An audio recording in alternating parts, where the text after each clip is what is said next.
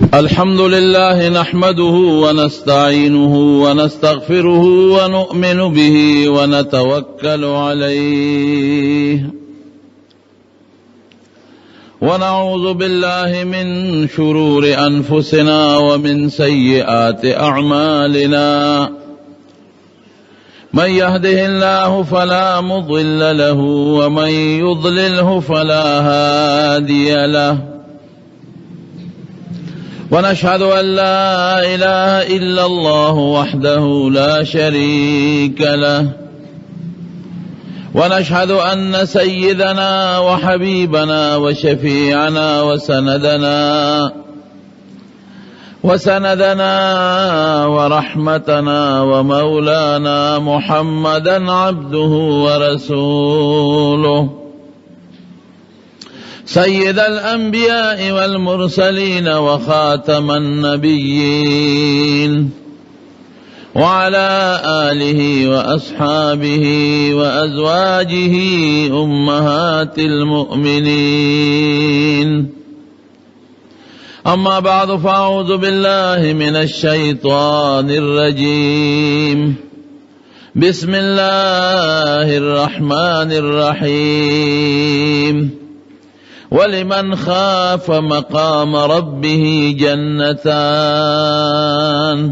صدق الله العظيم درود شریف پا جمع اللهم صل وسلم على سيدنا ومولانا محمد وآله وصحبه أجمعين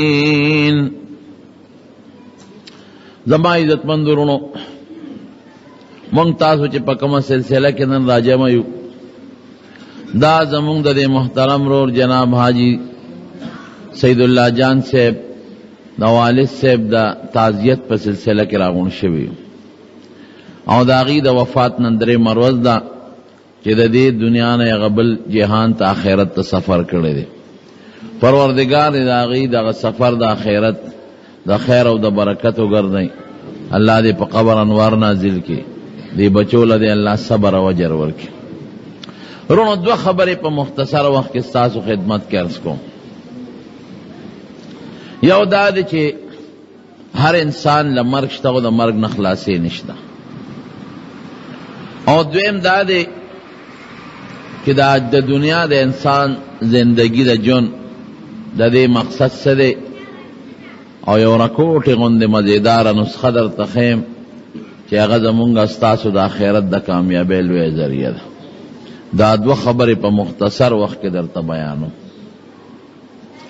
لومبے خبر دا چے مرگ داسی و حقیقت چے دا غیر ایسو کنکار نشکول دیر خلق دی چے دا اللہ پا ذات کے شک کئی سو کوئی اشتا و سو کوئی نشتا او زمون کل عقیدہ دا چے اللہ موجود دے ویاو دے سوک دا اللہ پا وحدانیت کے شک کئی او شرک کئی مشرکان دی بوتانو تا سجدے کئی سوک دا حضور پاک پا نبوت کے شک کئی او دا پیغمبر علیہ السلام دا نبوتم دیر ظالمان قائل ندی سوک دا خدای قرآن کے شک کئی اگرچہ قرآن بے شک بے شبہی کتاب دیں دیر خلق دی چی قرآن دا اللہ کتاب نمانی لیکن مرگ اغا حقیقت چی پدے کے دے چا شک نشتا ہندوی منی عیسائی منی یہودی منی مسلمان منی و کافر منی مرگ کے سوک شک نہ کئی نہ پکے کولی شي دومره د چې زمونږ په مرګ ایمان دی او د دغه نورو اغیارو کافرانو په ایمان نشته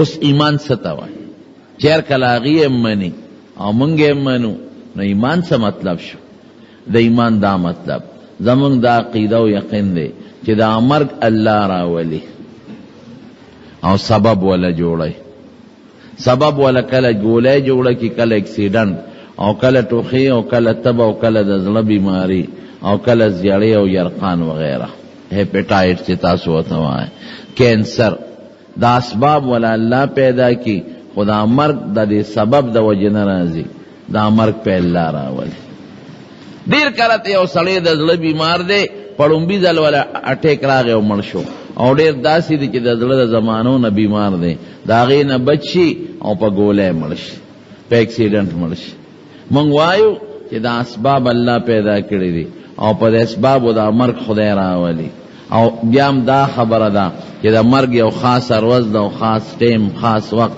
نو هغه سبب ولا الله په خاص ټیم موجود کی او په دغه خاص ټیم ته الله سو باسي، دې ته په مرګ ایمان وای. هغوی سوی هغې وی دا تبې مړکه، اتبه مؤثره ګڼي، دا زیړی مړکه، او دا د زړه بیماری مړکه، او دا ګولی مړکه، او هغې خاص ورځ نه مني.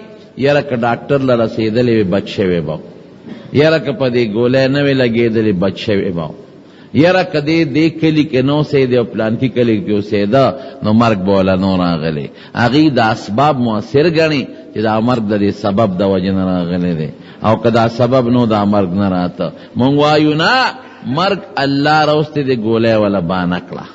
مرګ الله راوست، د زړه بیماری وله بانه کړه. مرګ الله راوست او دا زیړی او کینسر یې وله بانه کړه.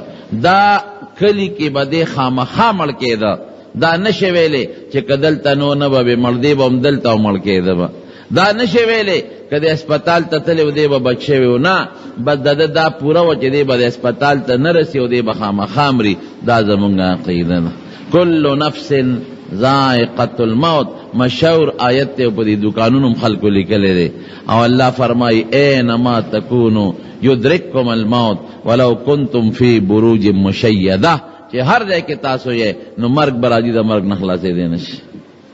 مفتی محمد شفیع صاحب رحمه الله په دې خپل تفسیر معارف القرآن کې د دې آیت لاندې یو واقع لیکلی، ډېره د عبرت. وی یو ځای کې یو ښځه وه، د هغې یو ماشوم بچی پیدا کېده. یو ماشوم بچی پیدا کېده، نو د دې ښځې یو غلام دی، یو امرئې. غلام ته وی ورشه ماله د دکان نه دا فلانکې بچی راوړه، شی راوړه.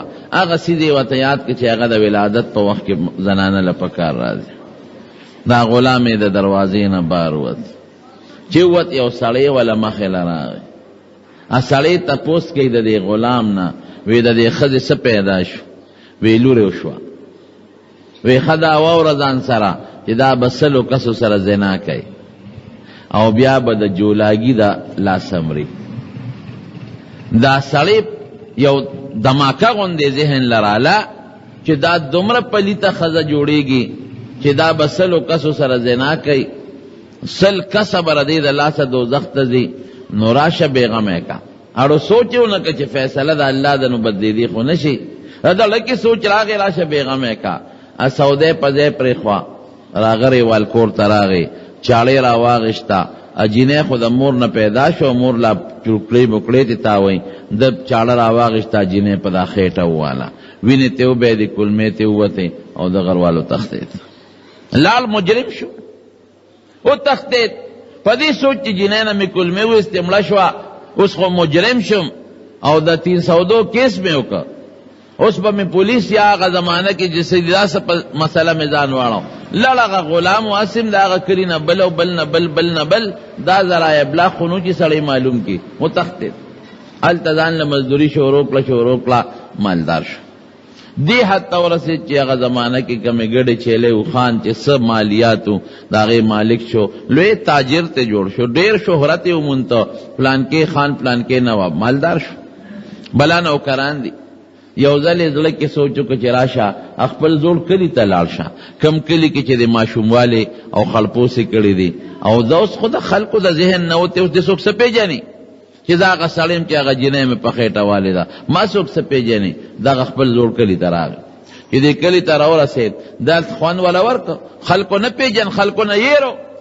نو هغه کلي کې ځان له جیداد او پټې او قیصه پیسه برابر کړه. نوکران یو ځل خپلو نوکرانو ته وایي چې یاره ماله یو ښځه چېرته یو جینۍ وګورئ چې زه نکاح ورسره وکړم، واده مې نه دی کړی، خو داسې جینۍ به ماله ګورئ چې په دې ټوله علاقه کې د هغې نه خوبصورته هوښیاره جینۍ بللي، هر څومره پیسې مهر غواړي، دولت غواړي، زه ورکوم، خو چې داسې یو جینۍ وي. هغې ولې یو جینۍ په نکاح واغېسته چې صاحب دا ډېره ښشتم ده، خلک یې د حسن تعریف هم کوي، ډېره هوښیاره هم ده. چې واده شوه، هغې له یو اعلی کور هم جوړ کړ. چې واده شوه او خاوند ښځې ته د واده په تقاضا کې کم نزدېکت کوي، دې ښځې ته یو کتل، د دې ښځې په دې خېټه یو داغ و. د زخم یو غټ داغ پې د پاسه پروت دی.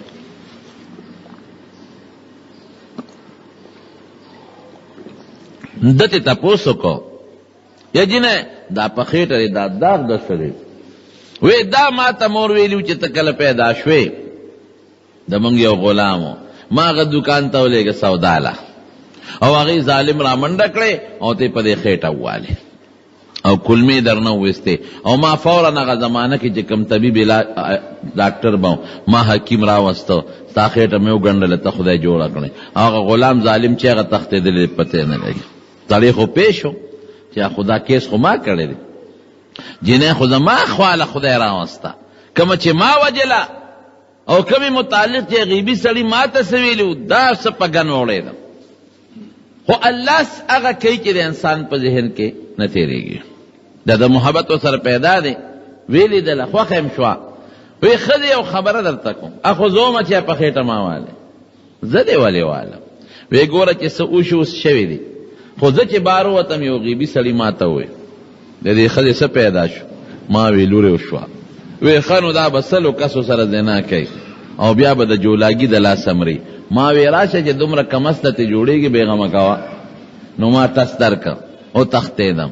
خدای مالدار کړم مال مې وګټه. رښتیا وایه اوس خو زما ښځی هغه غیبي سړي ټیک ما ته ویلي دي که غلط؟ وی سړیه دې خبرو کې ګوتې مه وه بس دا پرېږده. وی نه بس اوس خو مې قبوله هر څه چې دې کړي دي هغه دي خو بس دا راته ووایه چې دا ما ووالې چا را سره دوکه وکړه که سړي رښتیا ویلي دي. وی ټیک یې درته ویلي دي بلکل یې ټیک ویلي دي. ما اومقه ښځه یم چې په شمېر مې سلو هلکانو سړو سره بدکاري کړې ده ته مې یو د پاسه سلم رښتونی خاوند دی بلکل یې ټیک درته ویلي دی.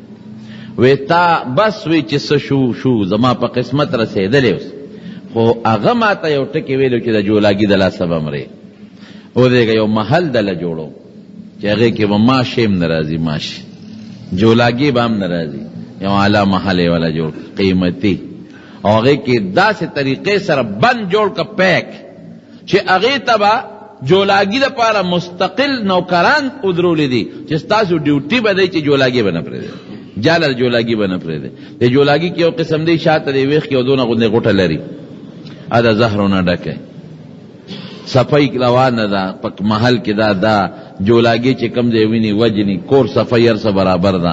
یو ځل ښځه خاوند په خپل کټ کې دواړه سره ملاستي یو جولاګي داسې په دیوال باندې راغی.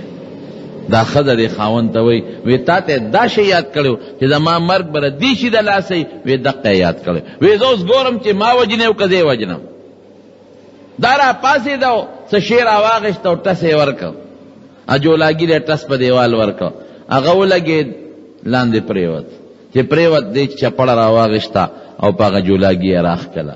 قدرت الهي ته ګوره دا نوکې معمولي غوندې زخمي و د هغه زهر راز په هغه نوک کې وردنوتل هم د هغې د لاسه مرګ نصیب شو بچ نه شو. اینما تکونو یدرککم الموت ولو کنتم فی بروج مشیده. نو زمونږ علما دا معنا کوي چې که تاسو غټو غټو محلاتو کې ولې نه یې او د زندګۍ د حفاظت هر قسمه سامان مهیا کې ځان ته خو مرګ نه نشي بچ کېدی. مرګ نه خلاصې شته دی نه کم ټیم چې مقرر دی په هغه ټیم به در نه ساخېږي. زه یو بل ټکي ورسره ویم د دې مفسرینو دا معنا قوي ده درسته ده. زه یو بل ټکي ورسره ویم یو رساله مې یو ځل کته هغې کې لیکلي چې دا سپومې ته او مریخ ته او د سیاراتو ته نن سبا کوشش کوي دا ساینسدانان د رسایه کوشش کوي نو دې پکې څه ډېر زیات مقاصد دي یو مقصد نه دی خو په هغې مقاصدو کې یو مقصد دا هم دی چې که داسې یو ځای مونږ ته مهیا شي چې هغې آب و هوا د انسان سره موافقی او مرګ را نشي. داسې آب و هوا وي چې هغې کې بیماری نی تکلیفونه نی او فټ وي د انسان سره مرګ چې را نشي او مرګ نه داسې آب و هوا چې عمر 300 ته رسي 500 ته ورسي 1000 کالو ته ورسي او مرګ را نشي.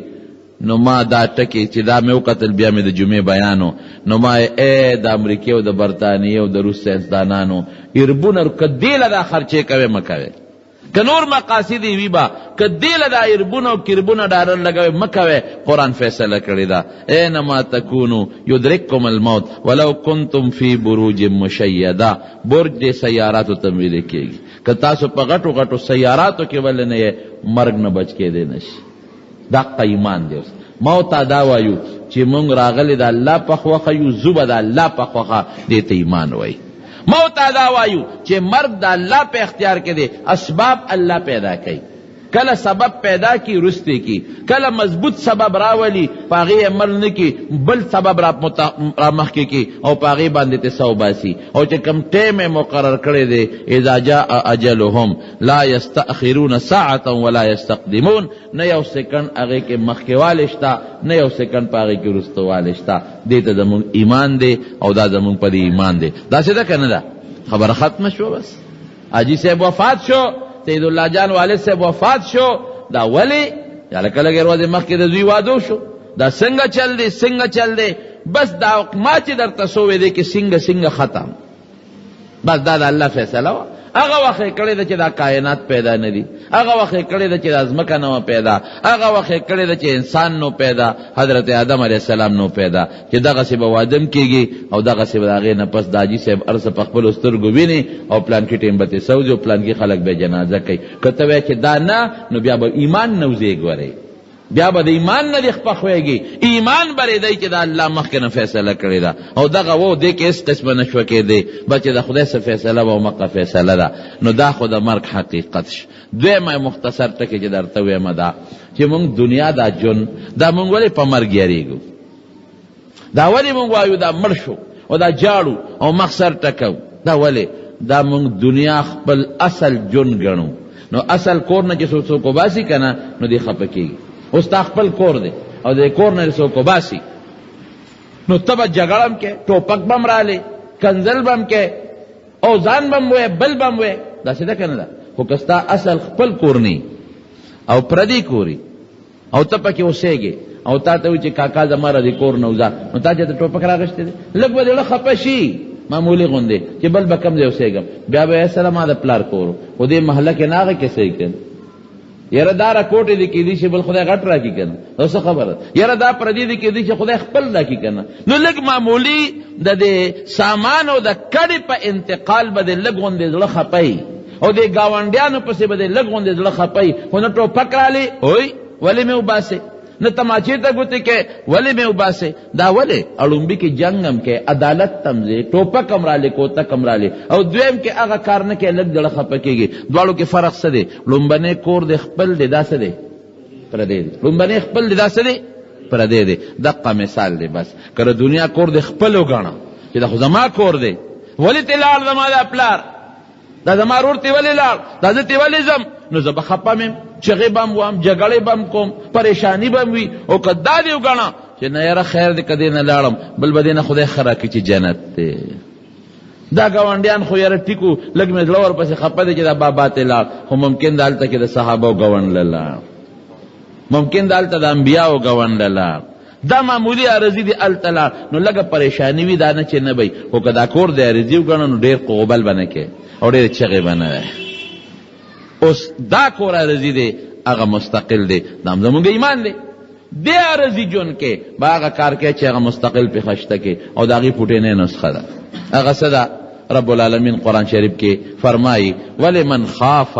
مَقَامَ رَبِّهِ جَنَّتان لکے دارا وستل چھے دا قیامت لویر وز برازی مانا بدری تپوس سکے گی یو تپوس دا ان عمرہی فی عمر دے سکے تیر کو عمر کے بالخصوص زوانی ان شبابی چی زوانی دے سکے تیر اکڑا. نمبر 1 دویم ان مالی دا مال ددنا من این اکتسبہو فی پسکے دے اگٹو پسکے دے خرچ کرو فی مانفقہو.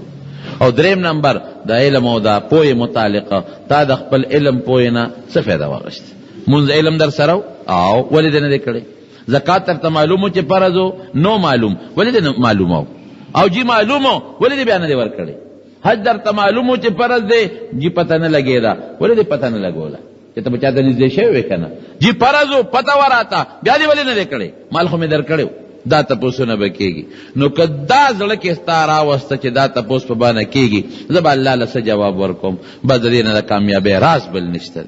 یو مثال بتاسو لدرکم دا چا یو دیر لوی سڑے دے دیر لوی محدث تا زمانے دے عبداللہ ابن مبارک دا هغه پلار دی نوم یې دی مبارک، د یو امیر غلام دی. هغه امیر د باغ نوکر مقرر کړی دی چې ته به باغ کې زما ډیوټي کې خصمانه به کې، ستا دا ډیوټي ده. او باغ یې ولې ډېر خشته جوړ کړی دی. د امیر میلمانه راغل چې رالل دې میلمنو ته وایي چې دی چې زما باغ لا زما چمن لا یو نوکر مې دی ډېر زبردست او داسې خشته باغ یې لګولی دی، میوې چمنونه بوټي هر څه پکې دي، په لاره ورته صفتونه دي. هلته یې بوته چې بویه ته باغ کې هغه ډېر خسورې دی، چمن دی او اوبه دي، ابشارونه دي او میوې دي، قسم قسم ګلونه دي چې کېناستل د خم سترګې اوچتې دي میلمنو ته چې دې ته باغ وایي. هغه غلام ته وایي مبارک ته ورشه یو انار مزیدار وشوکوه دې میلمنو له راوړه. انار یې وشوکو چې ماته یې کوې سکه ترش دی. هلکه دا تیو ترش دی ولې راوړه؟ بل څه خوږ وګوره چې هغه لاړ بل یې مات کره ویړه هم ترش دی. ورشه بل راوړه. هغه لاړ غټ نه غټ پکې ګوري، خو دا تجربې سره که تاسو ته پته لګي چې څومره غټ ګوري دا ټول تراوي، دا ټول تراوي. او چې دا چیپړ غوندې واړه شانتي وي. ما یو ځل پېښور کې انار اخیستل، نو ما ته خو پته نه وه، سړي ته مې رورې ښکلې غټ غټ پکې وګوره. دا دکاندارانو سره مجیبه خلک دي، هر قسمه پکې شته.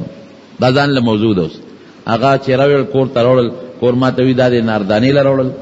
مې نه خوراک له مې راوړي دي، وي دا خو دې ټول تراوه راوړي دي. ما خو هغه کم وخته وي چې غټ غټ پکې وګوره. نو بیا طالبانو ته مې دا قصه وکړه، نو هغې وی غټ ورته مه یادوه، دا غټ خو تراوه دي، او چې کوم چیپړ زیړ غوندې وي خړ شانتې دا پکې خواږي. مې ممکن دا مبارک هم زما په شانتې و. غټ غټ انار یې کتله به ټول تراوه چې تراوه دي. دی ورته غصه شو، هلته کې میلمنو ته ملامته شو چې مستده خو ما صفت کو، دا کمبخت خو په انار باندې نه پوهېږي. وایي تا د انار د باغ کې دومره موده تېره کړه، ته پکې خوږ او ترش نه پېژنې. وایي نه ته څه له دیری؟ وایي زه دې له دیری یم چې د بوټو ته دې وګوره، د ابشارونو ته دې وګوره، د ګلونو ته دې وګوره. ما دله باغ جوړ کړی دی، هر قسمه میوه شته، خو زه ترش او خوږ څه پېژنم. تا نه دي سکلی؟ وایي نه سکله خو زه نه یم مقرر، حرام خورم، تا راته ویلي چې خوره. بس پوه شو که نه چې سړی خو حلالي دی. د انار د اوسه پورې نه دی سکلی. خلکه ستا ډیوټي ما دې نه مې ټرانسفر کړی زه سیکرټریټ ته، محل کې به ډیوټي کې ما سره، هلته کې ترقي والا ورکړه. هلته لا هلته د بادشاه په کور کې، د امیر په کور کې خدمت کوي. یو ځل د امیر صاحب ډېر پریشانه دی، چې پریشان دی دا مبارک ورته وایي بادشاه سلامت، امیر صاحب ډېر پریشان دی. ولې؟ وایي تا ته پته ده زما لور ده او ډېره خشته ده او ډېره هوښیاره ده، دقه یوه ده، او دنیا خلک رشتې غواړي، بادشاهان زامن الله وزیران، خو زما اړه فیصله نه کوي چې چاله ورکم، ځکه چې یریږم چې داسې چاته په نکاح کم چې سبا به پې ظلم کوي، لور به مې خپوي. وی حضرت دې کې د پریشانۍ څه دي؟ وی ګوره د الله او د رسول په خبر عمل وکړه څه به ټیک شي. موږ له زموږ ښکلي پیغمبر خشته دین راوړی دی او موږ ته خشته څیزونه ښولي دي. څه دي؟ وی دې ټولو رشتو کې نیک هلک وګوره، چې کم نیک دی بس هغه له په نکاح که. بس نیک سړي که ښځه خوښه ده خو ژوند دوباله دی، خشته ژوند به تېرېږي. که خوښه نه ده نو ظلم خو به پې نه کوي، نیک له ورکوه. یاره وایي زما خو د زندګۍ فکر ختم که، کور ته لاړ ښځې ته وایي هغه مبارک خو زما سوچونه ختم کړل. فیسنګ وایي دې رشتو کې نیک هلک به وګورو چې کم پکې نیکي بس هغه له به ورکو. وایي بس ټیک شوه. یاره ښځې د دې مبارک نه پکې نیک لاسوک دی، دا خو ډېر نیک هلک دی، حیادار، مونږ وپېژن، دله به په نکاح. زمونږ نوکر مونږ ته ځای چې جارو کوي، ښځو کې خو دا عادت شته که نه. وی بس نوکر موکر قصې پسې به نه کوم، دله یې ورکوم. جنیم رضا و په دې چې دا هلک نیک دی، صالح دی، جنیم صالحه وه، ور په نکاح کړه. چې واده سینګ لومبۍ شپه ده، دی لاړ غیب شو. ښځې ته سوال جواب ولېږه چې ډوډۍ به دله زه رالېږم، زما ډوډۍ به خورې، د پلار د کور به نه خورې. څلوېښت ورځې پس راغی، څلوېښت ورځې پس راغی، نو ښځې ته نږدې شو. ښځه ورته وایي چې د نوم خوښ ولې دې په واده نکاح اخېستم؟ تا ولې زه کولم چې خوښه نه ومه؟ وی نه زما خوښه وي، پلار دې نیک سړی دی، بیا هم بادشاه دی، پته د خوراک نه لګي. ما در باندې 40 دن حلال خوراک وخوړه چې ستا د وجود نه هغه حرام اخوځي، ختم شي، پاکه وینه پیدا شي، او زما وینم پاکه، د مزدوري کوم حلاله. نو زما نیت دا دی چې موته سره یو ځای شو او یو بچی خدای راکړي، هغه پاکي وینه پاکه، مور پلار بچی پاکي. زما نیت دا دی چې په هغه بچي د پیغمبر علم زده کوم، نو چې د پیغمبر د علم دپاره پاک بچي نو فایده به ډېره زیاته وي، ډېره ښه ده. نو خدای والا امقسې وکړه، یو بچی ورکړه، هغه له نوم کېښود عبدالله، عبدالله ابن مبارک. دا نومې ولا کېښود. دې لویږي ورو امیر مړ شو، د هغه د مال لویه حصه لور لراله، مبارک مالدار شو، لوی دولتمند شو.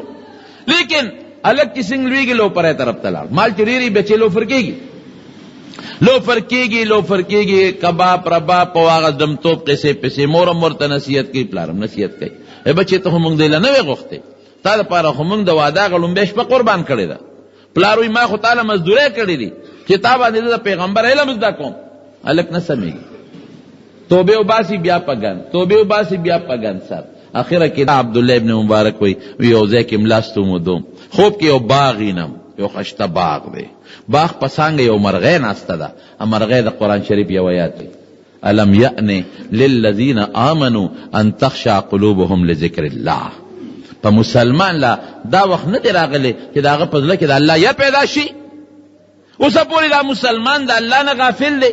راویښ شم چې دا مرغۍ خوارڅه ماته واورېدل، ورول راغی، بس بابا زما د نن نه پس توبه اله ماله پیسې راکړه تجارت لازم لو پرې نه توبه. پلار وایي راشه تجارت ښه دی خو چې ګن نه خلاص شي. څومره پیسې درکم؟ 10,000 درهم به راکې، 30,000 درهم شرعي روپۍ ډېره قیمتي ده نن سبا. هغه یې وله ورکړل، لاړ تجارت پسې و. نو تجارت خو به هغه زمانه کې د اوښانو به پیاده به په میاشتم بارو بار په کلونو بارو. اخره کې راغی خپل وطن ته وګرځېد چې راغی لوی بارونه په سارو باندې بار کړي دي.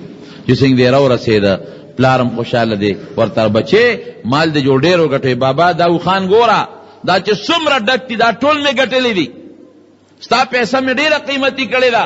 پلار خوشحاله دی. چې راغی هغه بارونو نه څادرونه لر کړل او هغه بارونه لاندې په ځمکه کېښودل، ټول کتابونه دي. بچې دا څه شی دی؟ تا خو چې تجارت لازم. وی بابا ما د رسول الله مبارک د علم تجارت وکړ، ما د مبارک پیغمبر د خبرو او د هغه د علم او د هغه د پوهې تجارت وکړ.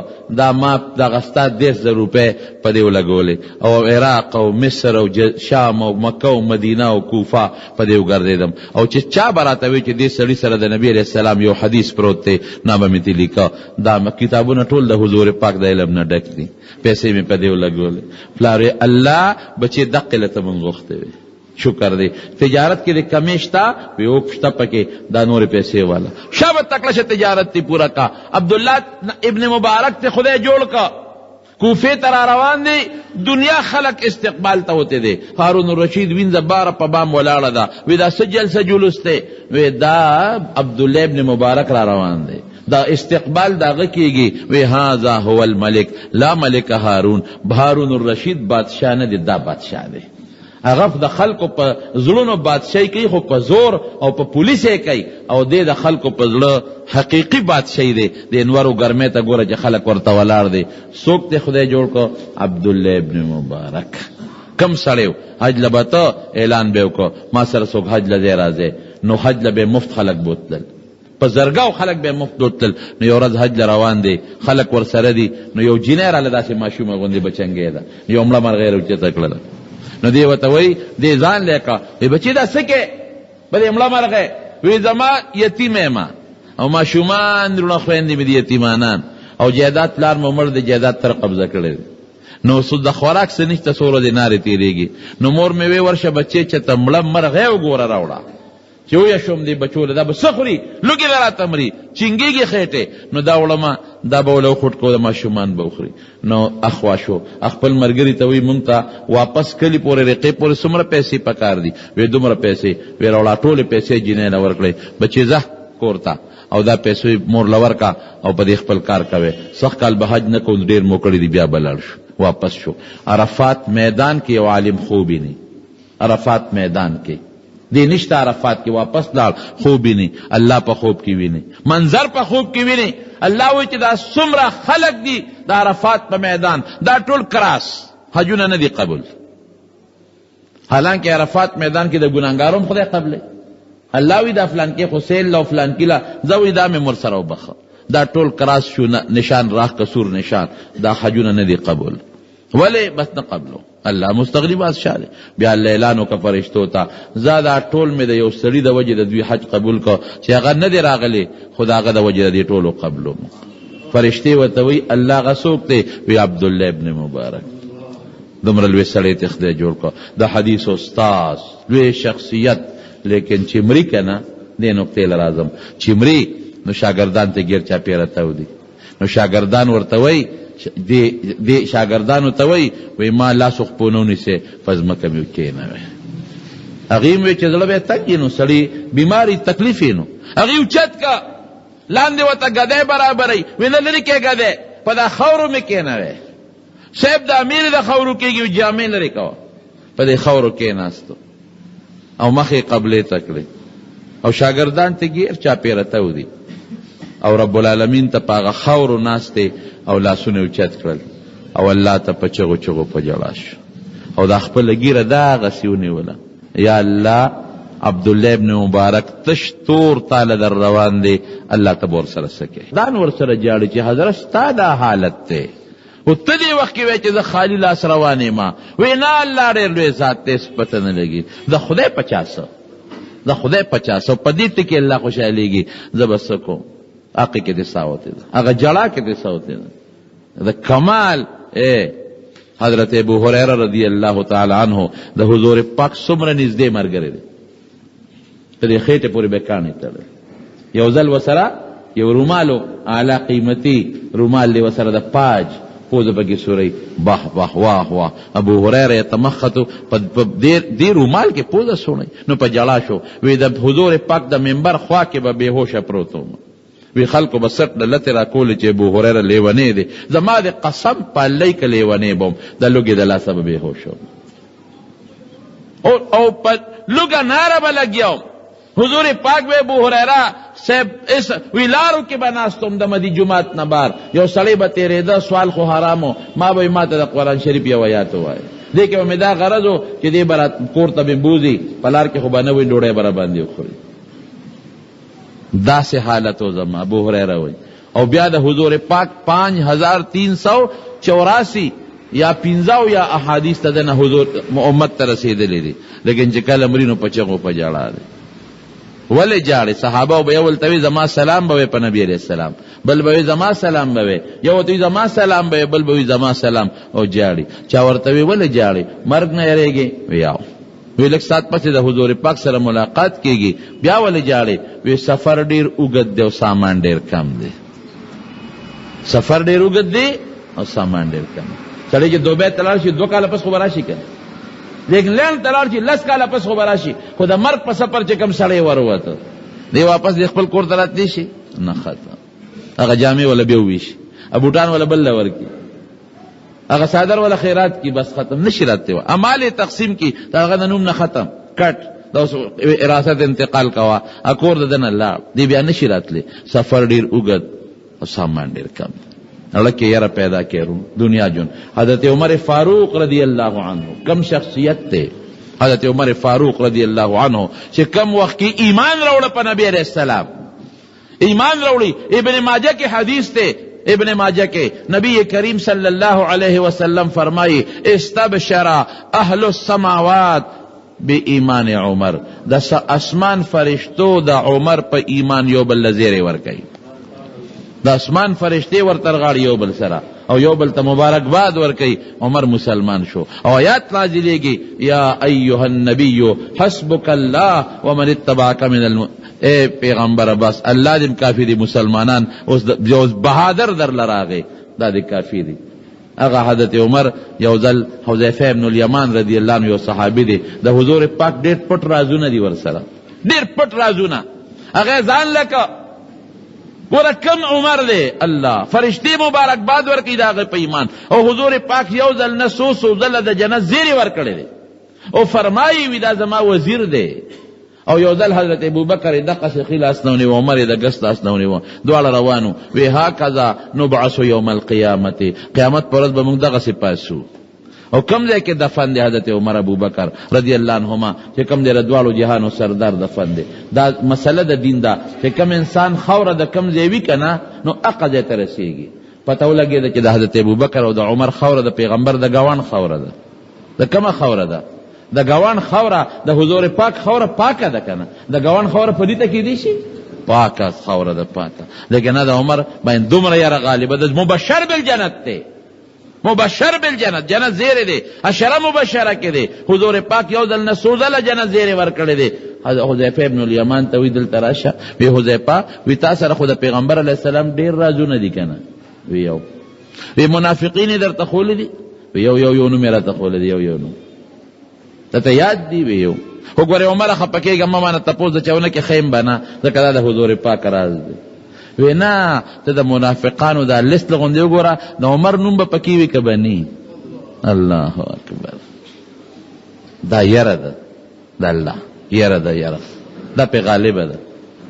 هر څه ته یره چې راشي زیر ییر شي بیا د انسان نه. نو لمن خاف مقام ربه، زړه کې چې دا یره راله جنتان، یو جنت نه برق برق باغونه به رب العالمین درکوي. رونو په دې زړه کې دا یره پیدا کړي. دا کور عارضي وګڼئ، مستقل مه ګڼئ. دا سوچو کې په ذهن کې کلکه یقین وساتئ چې یو وخت به دې کور نه موږ ځو به. دا امسایهګان یو موږ، پردی کور دې موږ نه پاتې دی. څو ورځو دپاره موږ مېلمانه یو، پکې دې نه خامخا ځو. هغه اخیری جون کور چې هغه نه ختمېدو والا زندگی ده، کوشش به کوو چې هغه زندگی زمون خشته شي، هله خوشحاله شي. ابه هله خوشحالېږي چې د آخرت دا سوچ مخکې کې ما نه به الله ته تپوس کوي، زه به څه جواب در کوم. ما چې څه کړي تپوس به کوي، زه به څه جواب در کوم. نیکانو صالحینو سره ناسته وکړئ، علماو تقریرونه واورئ، او دین طرف ته رغبت وکړئ، او په خپلو مړو غمونو ټولو کې خپل رب یاد وساتئ، د خپل پیغمبر مبارک تعلیمات یاد وساتئ، د خپل پیغمبر مبارک د صحابه او د هغوی په نقش قدم تللو کې علماو له لاس ورکړئ، د هغوی سره په نقش قدم روان شئ، د هغوی لمنې ونیسئ، په ښه طرف بمبوزي. دا یو څو خبرې مې ستاسو خدمت کې عرض کړلې.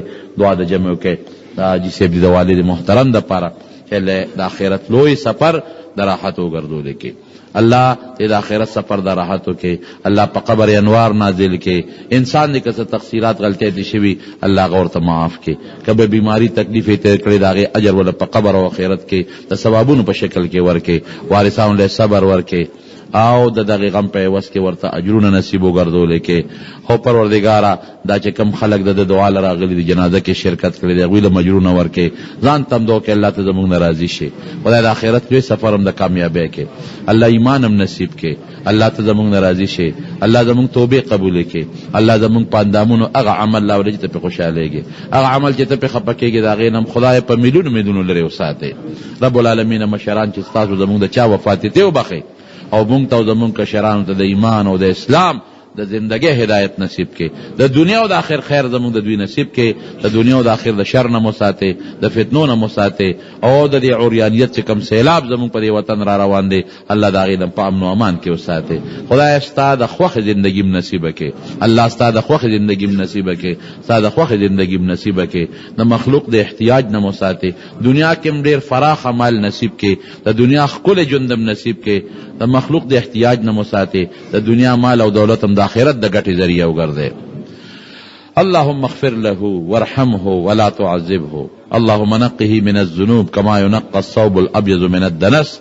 اللهم اغسل خطاياه بالماء والثلج والبرد. وصلى الله تعالى على خير خلقه محمد وآله وصحبه أجمعين برحمتك يا أرحم الراحمين.